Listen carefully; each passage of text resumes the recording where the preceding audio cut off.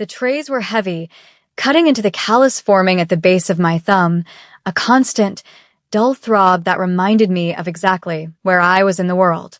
The restaurant was a cavern of low light and high stakes, the kind of place where the air conditioning was kept freezing to preserve the immaculate makeup of women who had never scrubbed a floor in their lives. I adjusted the collar of my uniform, the stiff fabric scratching against my neck, and kept my eyes trained on the floor tiles. Invisibility was the currency I traded in now. For 3 years, I had been a ghost, a shadow drifting through the service entrances of a city that didn't care to learn my name. I was Zara here. Just Zara. Not the woman who had once worn silk that cost more than my current annual rent. Not the woman who had run into the night with nothing but the clothes on her back and a terrifying secret curled in her belly. My manager, a man with grease in his pores and disdain in his eyes, snapped his fingers near my ear, startling me out of the mental fog. He pointed toward the VIP section, the raised platform bathed in golden light where the shadows were deepest and the privacy most expensive. Table 4 needs water. Don't embarrass me, he hissed. I nodded, swallowing the metallic taste of anxiety that coated my tongue. I grabbed the crystal pitcher, the condensation slick against my palms, and began the long walk across the velvet carpet. The sound of silverware clinking against china sounded like tiny alarm bells. I focused on the water swirling in the pitcher, on the rhythm of my breathing. Inhale for 4, hold for 4, exhale for 4. It was the only thing holding my ribcage together. Then I saw the back of the head. The cut of the hair was precise, surgical, black ink against the dim light. The shoulders were broad, encased in a suit that I knew, with sickening certainty, was Italian bespoke. My heart hammered a frantic rhythm against my sternum, a trapped bird desperate to break the bone. I froze, the water trembling in the glass vessel. It couldn't be. The city was too big, the world too chaotic for fate to be this cruel. Then he turned his profile to the light, and the air left the room. Juno. He was laughing, a sound I hadn't heard in years, low and smooth like polished obsidian. It was a lie, of course. His laughter was always a performance, a social lubricant he applied before he twisted the knife. Beside him sat a woman, a vision of porcelain perfection, her long dark hair cascading over shoulders wrapped in cream cashmere. She was Korean, beautiful in a fragile, bird-like way that made my stomach churn with a mix of pity and nausea. She was smiling at him, her hand resting on his forearm, displaying a diamond that caught the overhead light and fractured it into 1,000 mocking rainbows. It was the ring. Not the exact one I had left on the bedside table 3 years ago, but a cousin to it, a symbol of ownership disguised as a promise. I couldn't move. My feet were lead, rooted to the plush carpet.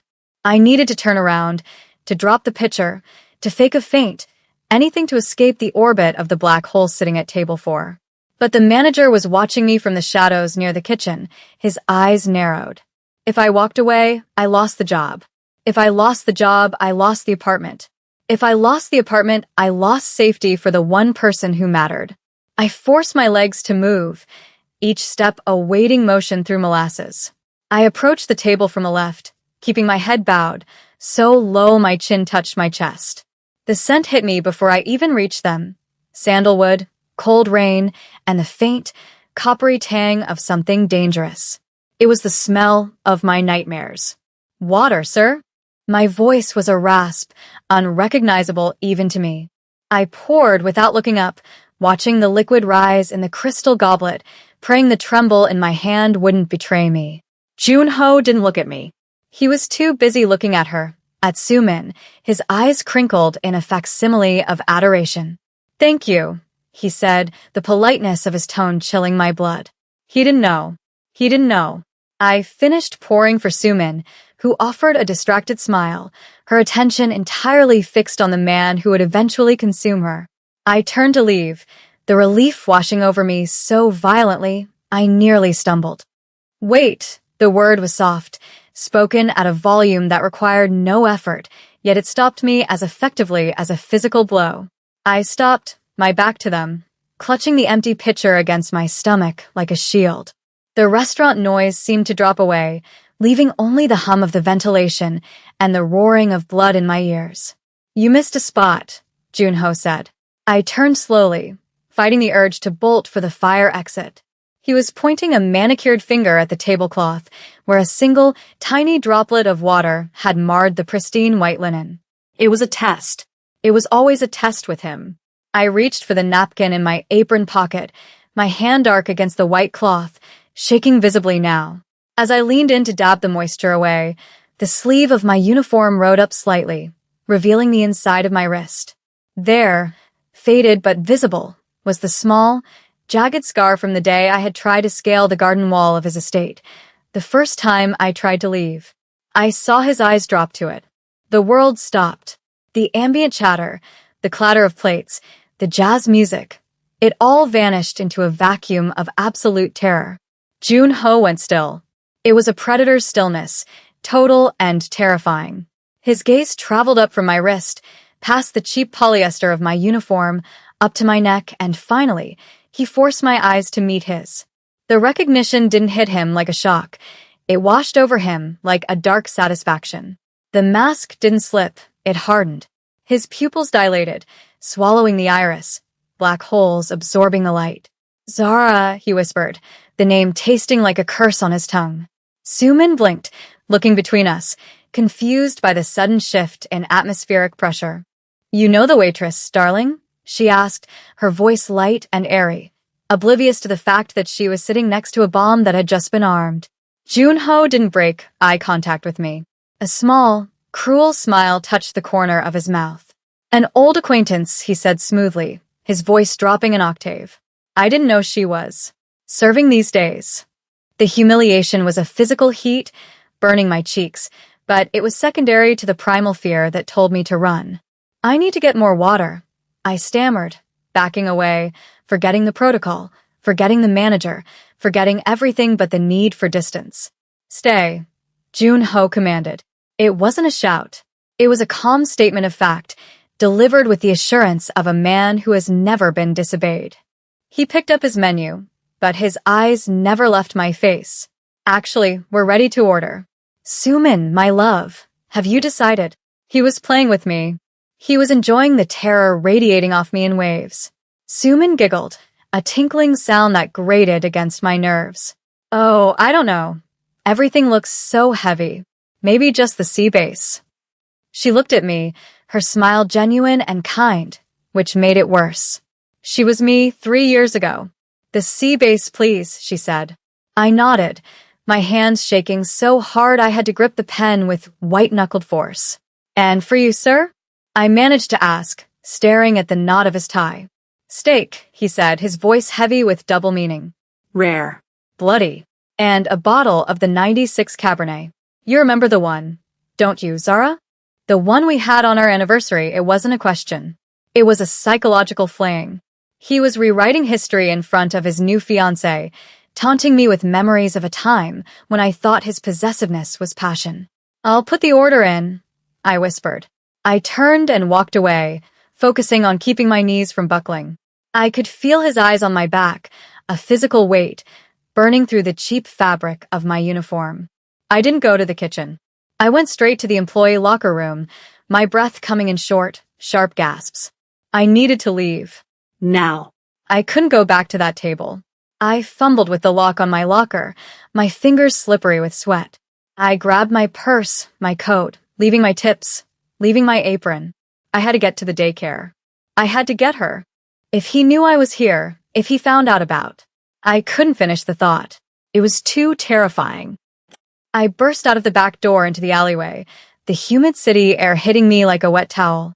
The smell of garbage and exhaust was a comfort after the sterile chill of the restaurant. I fumbled for my phone, my thumb hovering over the rideshare app, but my signal was dead. I cursed, looking up at the towering brick walls that boxed me in. Going somewhere? The voice came from the shadows near the dumpster. My phone clattered to the pavement. I spun around, my back hitting the metal door. 2 men stepped out of the darkness. They weren't wearing restaurant security uniforms. They were wearing black suits, identical to the ones Junho's bodyguards always wore. The earpieces, the bulges under the jackets, I knew these men. I didn't know their names, but I knew what they were. Mr. Park would be very disappointed if you left without saying goodbye, the taller one said, his face a blank slate of professional violence. I'm not going with you, I said, trying to summon the defiance that had gotten me out 3 years ago. I'll scream.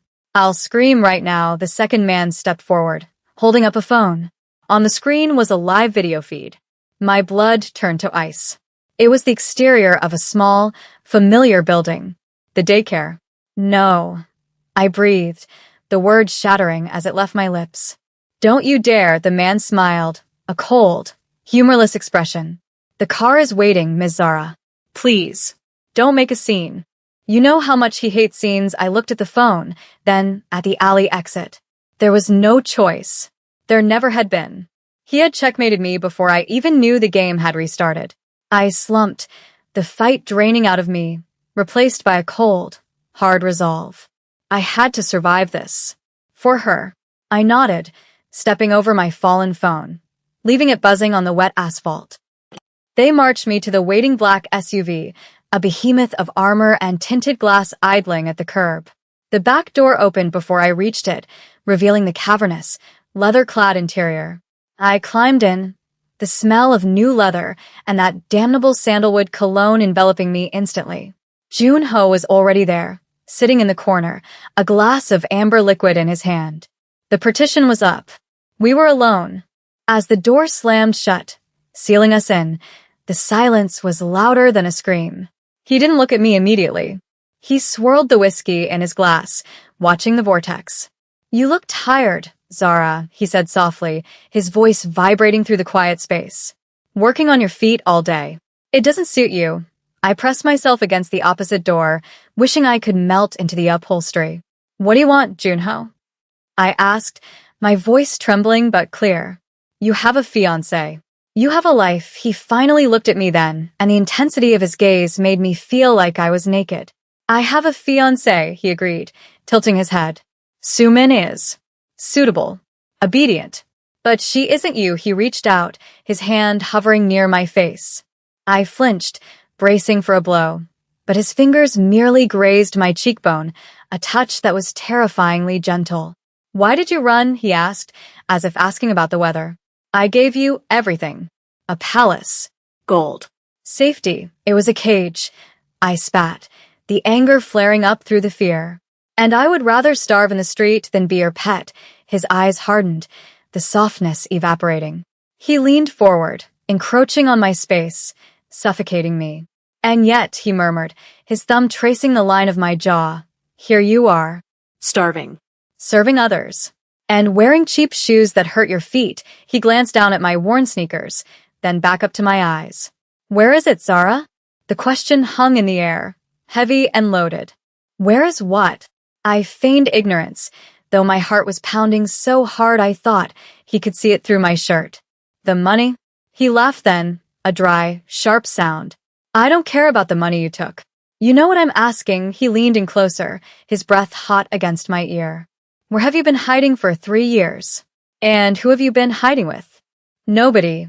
I lied, the word tasting like ash on my tongue. I kept my gaze fixed on the leather partition, refusing to look at the man who had once been my entire world.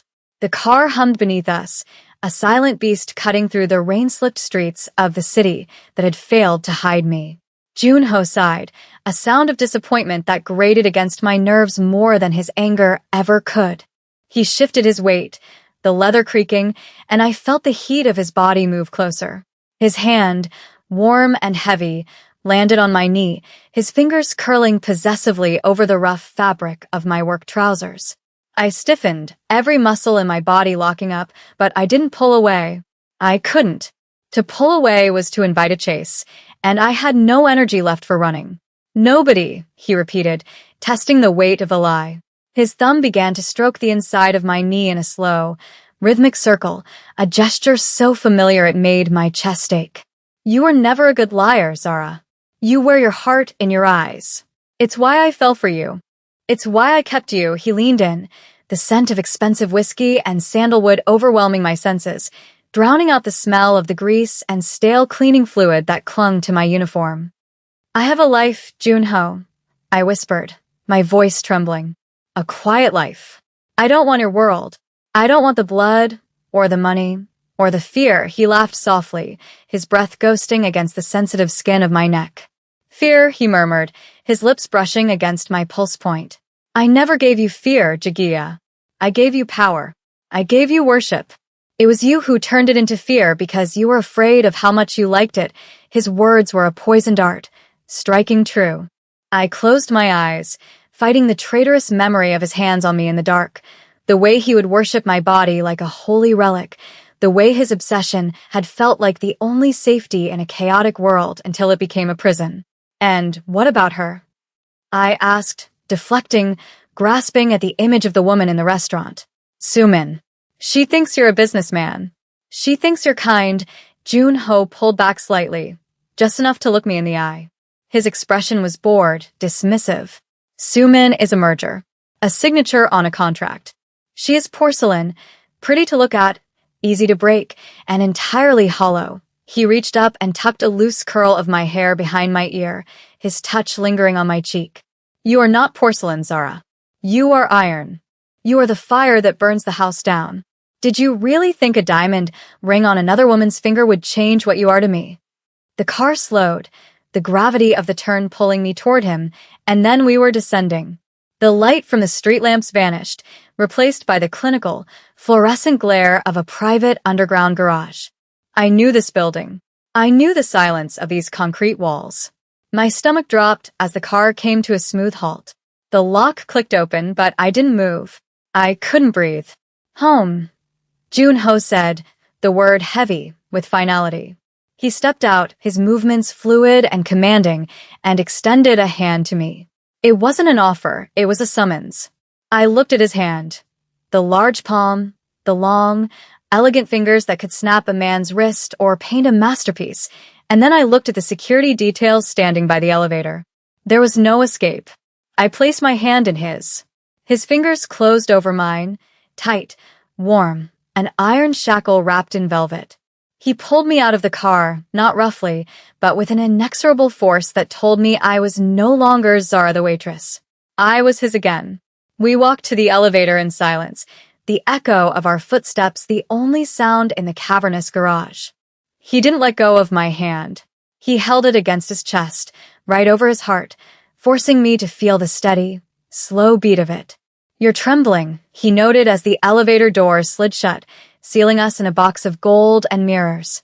I'm cold. I lied again. He turned to me, blocking out the reflection, blocking out the world. He began to unbutton his suit jacket, his eyes never leaving mine. Then let me warm you. He draped the heavy jacket over my shoulders, the silk lining instantly warming my skin. It smelled intensely of him, a sensory overload that made my knees weak. I miss this, he whispered, stepping into my personal space until our bodies were touching. The way you look at me like you want to kill me or kiss me. I haven't decided which I prefer. The elevator doors opened directly into the penthouse, revealing a sprawling expanse of marble, glass, and dark wood. It was exactly as I had left it 3 years ago, a mausoleum of wealth preserved in amber. The floor-to-ceiling windows looked out over the city skyline, a billion glittering lights that represented millions of people who were free, while I stood in a tower of gold, trapped. Jun-ho guided me into the living room, his hand shifting to the small of my back, searing heat through the fabric of my uniform. I hate this thing, he murmured, pinching the cheap polyester of my waitress blouse. It smells of other people. It smells of servitude. He walked me to the center of the room and turned me to face him. The city lights cast long shadows across his face, making him look like a beautiful, vengeful god. Go and change, he commanded softly. Your closet is untouched. The silk robes, the dresses. I burned nothing. I threw nothing away. I stared at him, horror and fascination warring in my chest. You kept everything? I asked. For 3 years. He smiled, a dark, twisted expression that chilled me to the bone. I knew you would return. Birds always return to the nest, even if they fly into a storm first. He walked over to a crystal decanter and poured a glass of dark red wine. Go. Wash that scent off your skin. Put on something that feels like you. When you come back, we will eat. Real food. not the scraps you've been living on. I retreated to the master bedroom, my legs moving on autopilot. The room was a sanctuary of soft grays and deep blues, the bed massive and imposing. I walked into the walk-in closet and my breath hitched. It was true. My clothes were there. The emerald silk gown he had bought me for my birthday. The cashmere sweaters. The rows of shoes. It was as if I had died, and this was a shrine to my memory. I stripped off the waitress uniform, leaving it in a heap on the floor, and stepped into the shower. I scrubbed my skin until it was pink, trying to wash away the fear, trying to wash away the restaurant, trying to wash away the last 3 years of struggle. But I couldn't wash away him. He was under my skin, in my blood. I wrapped myself in a robe of midnight blue silk, the fabric cool and slippery against my skin, and stared at myself in the mirror. I looked like the woman I used to be, pampered, expensive, owned. But my eyes were different. They were harder, haunted. I walked back out to the living room. Junho was waiting on the velvet sofa, his tie loosened, the top button of his shirt undone. He looked up as I entered, and the hunger in his eyes was naked and terrifying. "Better," he breathed, setting his glass down. "Much better. You look like a queen again." "My queen," he patted the cushion beside him. "Sit," I sat, keeping a careful distance, but he simply slid closer, bridging the gap until his thigh pressed against mine. "The food is coming," he said. "But first, we need to discuss the future." "There is no future," I said, gripping the lapels of my robe. "I have to go back. I have responsibilities." "Responsibilities," he mused, tasting the word. He reached into his pocket and pulled out a sleek, black smartphone. He tapped the screen and held it up for me to see. The blood drained from my face, leaving me dizzy. It was a photo. A high-resolution, candid photo taken from a distance. It was of a little girl playing in a park, her curly hair bouncing as she chased a pigeon. Her skin was a blend of rich cocoa and honey, her eyes shaped like almonds, dark, intelligent, intense. "My daughter, Amani. She is beautiful," Junho said softly, his voice filled with a strange kind of wonder. "She has your nose. Your defiance." He looked at me, and for the first time, I saw a crack in his composure. His eyes were shining with a dangerous emotion. "Did you think I wouldn't know?" he whispered. "Did you think you could hide my blood from me?" I lunged for the phone, a feral sound ripping from my throat, but he caught my wrists easily, holding them in one hand. "She's mine," I hissed, tears streaming down my face. "She's nothing to do with you. I left before I knew. I raised her. She doesn't know you." Junho pulled me closer, pinning my hands to his chest. "She will," he vowed, his voice a low rumble. "She is a park.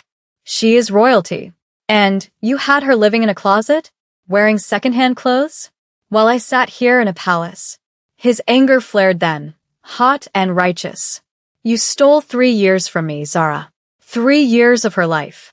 I should punish you for that. But I won't," he continued, his voice dropping back to that terrifyingly gentle caress. He released my wrists and cupped my face, wiping away a tear with his thumb. "Because you gave me her. And because you are here now," I shook my head, sobbing silently. "Please, Junho, let us go." "She's happy. She's safe." "Safe?" he scoffed. "In that neighborhood? With a daycare that has a broken lock on the back gate?" "No. She was never safe. She was vulnerable. Just like you." He leaned his forehead against mine, his eyes boring into my soul. "Here's the deal, Zara. Listen closely, because I will only offer it once."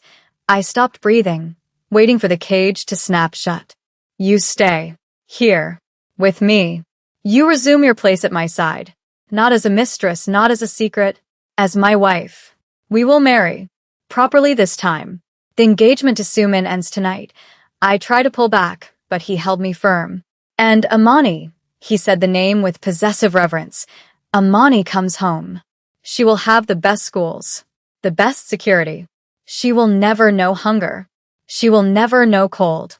She will be the princess of this city." He paused, letting the offer hang in the air, glittering and poisonous. "Or," his eyes darkened, "you can try to leave again. But if you do, I will take her. I have the lawyers, the judges, and the money to prove you are unfit." I will take sole custody, and you will never see her again. The ultimatum hung between us, a blade pressed against my throat. He wasn't bluffing. I knew he wasn't bluffing. He could erase me from the world with a phone call. He could take Amani and turn her into a stranger, a cold, ruthless creature like him. Or I could stay. I could step back into the gilded cage, wrap myself in the silk and the diamonds, and protect her from the inside. I could be the buffer between his darkness and her light. I looked at the photo on the phone, at Amani's innocent joy, and then I looked at Junho. He was watching me with that same predatory patience, but beneath it, there was something else, a desperate, twisted need. He didn't just want to own me. He wanted me to choose him. He wanted the fantasy of the happy family, bought with blood and blackmail. My heart shattered, piece by jagged piece. I had lost. I had lost the moment he saw the water spot on the table. Okay, I whispered, the word barely a breath. Okay. Junho exhaled, a long, shuddering sound of relief. He pulled me into his arms, crushing me against his chest. It wasn't a hug of comfort. It was a hug of conquest. He buried his face in the crook of my neck, inhaling deeply, his lips pressing hot, wet kisses to my skin. Good, he murmured against my throat. Good. You'll see, Jagia. It will be better this time. I will give you the world. I will burn the rest of it down for you. I let my head fall onto his shoulder, staring blankly out the window at the city lights. They looked different now. They weren't stars of freedom anymore. They were the bars of my cell. But as his hand stroked my hair, gentle and rhythmic, and the warmth of his body seeped into my cold bones, a treacherous part of me, the part that had loved him before the fear, the part that craved the monster's protection, relaxed. I was trapped. I was a prisoner. But for the first time in 3 years, I didn't have to carry the weight of the world alone. I closed my eyes and let the darkness take me.